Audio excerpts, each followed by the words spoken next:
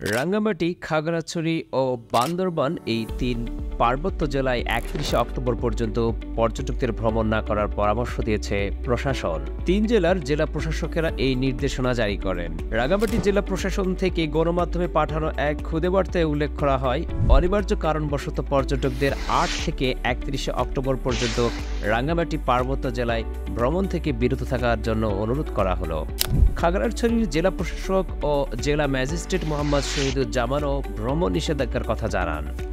গণমাধ্যমে পাঠানো এক বার্তায় বলা হয়, চলমান পরিস্থিতির কারণে ৮ থেকে ৩১ অক্টোবর পর্যন্ত পর্যটকদের খাগড়াছড়ি পার্বত্য জেলায় ভ্রমণ থেকে বিরত থাকার জন্য বলা হচ্ছে। একই নির্দেশনা জারি করা হয় বান্দরবান জেলা প্রশাসন থেকেও।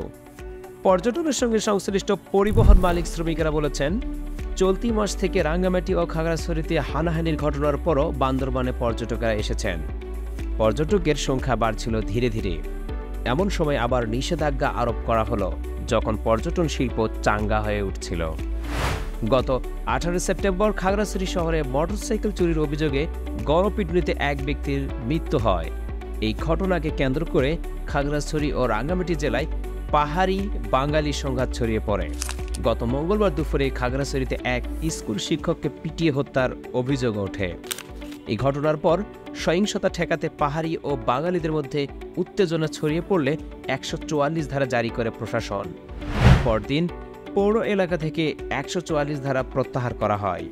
সহিংস এসব ঘটনার প্রভাবে ৩ পার্বত্য জেলার পর্যটনে নেতিবাচক প্রভাব পড়েছে। News desk, tourism TV Bangladesh.